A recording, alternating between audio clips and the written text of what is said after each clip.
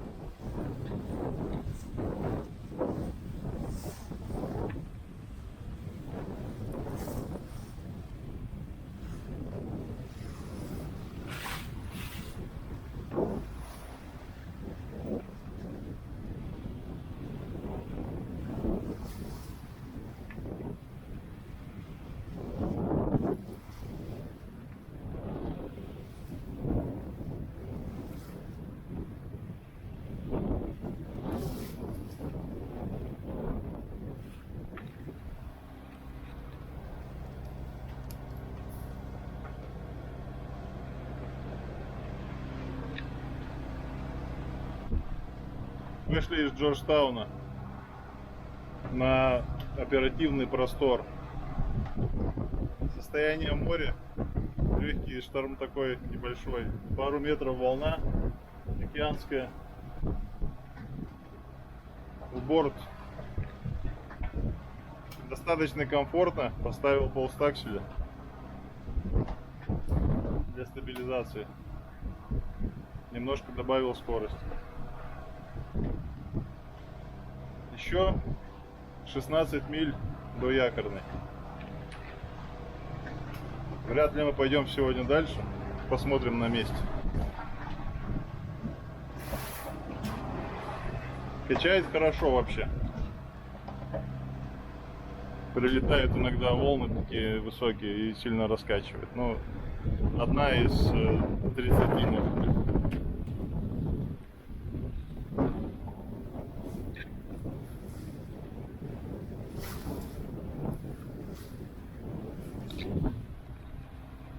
Экипаж держится стойко. Немножко укачало нашего нового старшего помощника. Но держится. Первый выход в море на нашей боевой лодке. Домой не просится. Маму не зовет.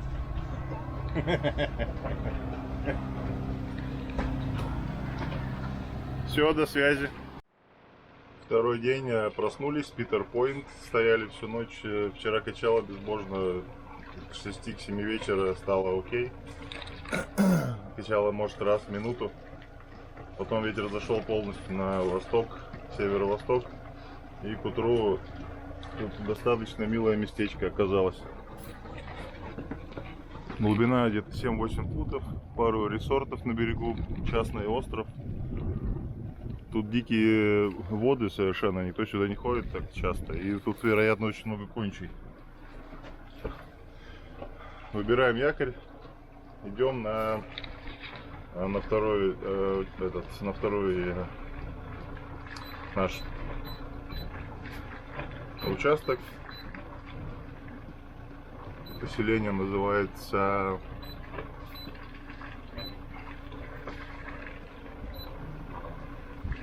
Харбор Пойнт, Кларенстаун. Там заправимся.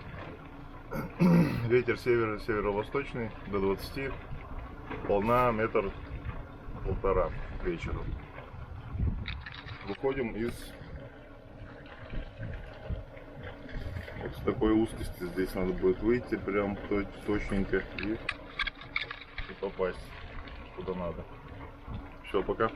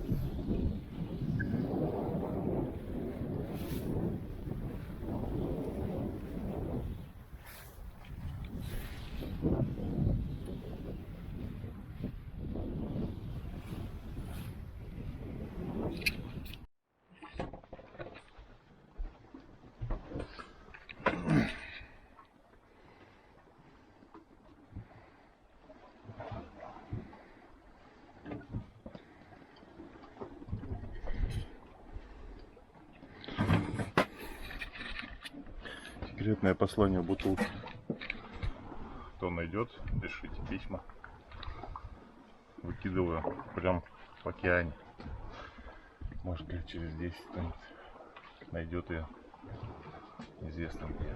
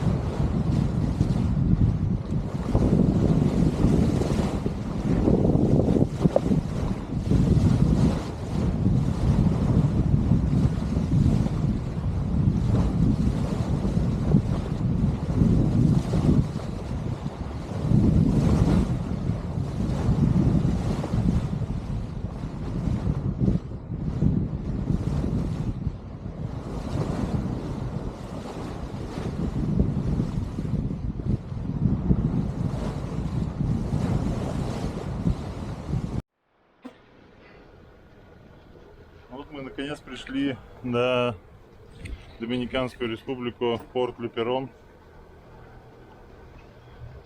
3 дня и 3 ночи мы ехали без остановки. Мы бы доехали быстрее, но заход сюда только в дневное время. С 7 утра. Сегодня восход в 6:30. Вот у нас восход такой красивый.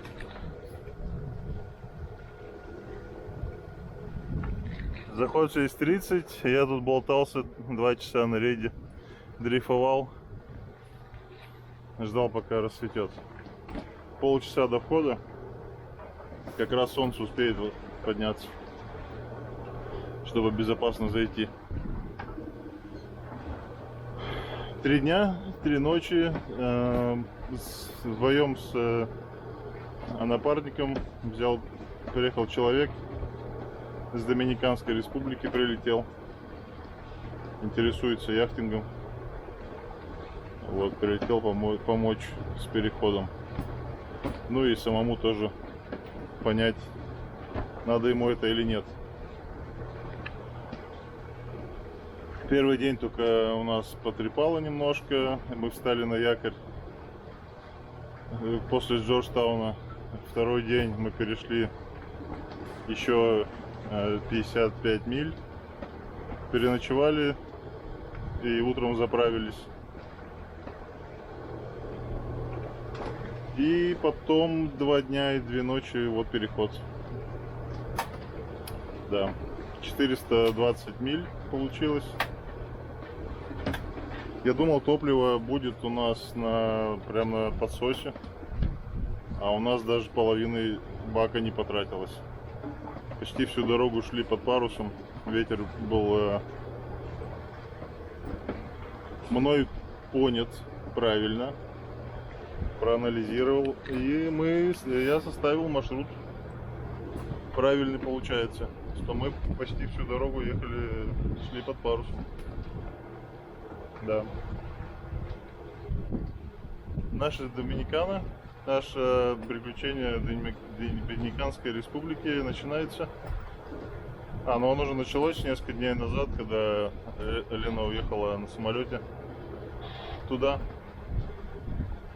Она сейчас в Санто-Доминго с детьми. Переход для нее это был бы слишком неприятный, некомфортный, и мы решили сделать так. Вот. Второй сезон. Нет, это не второй сезон, это окончание первого сезона на Доминиканской республике. Посмотрим, что там из этого получится. По отзывам, по рассказам Юры, жителя Доминиканской республики, мне там пока что все нравится, надо самим посмотреть. Сейчас предстоит зайти в порт Люперон, город Люперон, пройти таможню, иммиграцию. Здесь она представляет собой, называется Navy, армада. Вот, по-испански. Это как Coast Guard США. Нужно им прийти, кинуть якорь в правильное там место определенное, доложиться им, и значит, на пароход к нам на яхту приедут все службы, которые должны приехать. Это кастом, таможня, потом пограничники, потом секретная служба, разведка, полиция по наркотикам, agriculture и, по-моему, все. Но, наверное, кого-то забыл. В общей сложности пока что это будет стоить около 200 американских долларов на 2 месяца. Можно продлить еще на полгода или на год.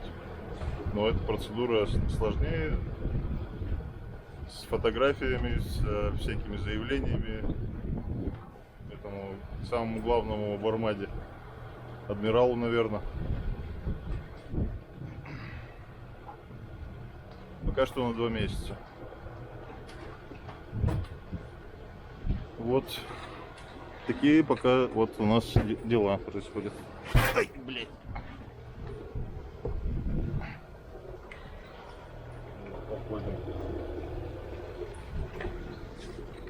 Плоттера карту не стал покупать пока что.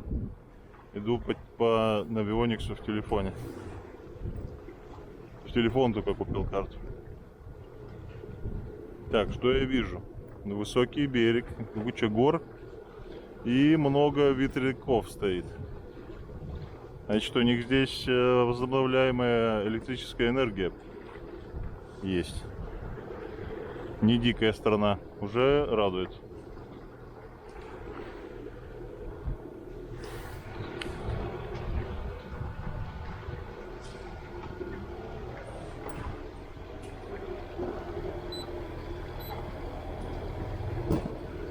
Точки я бил по координатам, которые рекомендуют другие капитаны в Плоттер, чтобы там хоть что-то было, какая-то картинка. А пока что подходим ко входу в бухту Люперон. Она является убежищем от ураганов, одной из лучших в мире. Закрыто, вот большие горы вокруг, закрыто с всех сторон. Очень тихо, спокойно. Посмотрим, сейчас зайдем. Обзорная экскурсия по трущобам Санто-Доминго.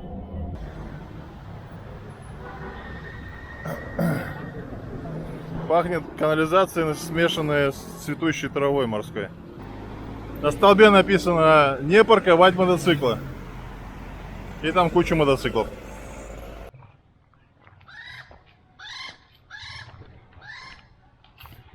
Эксперимент на выживание. Местный кокосовый пирог.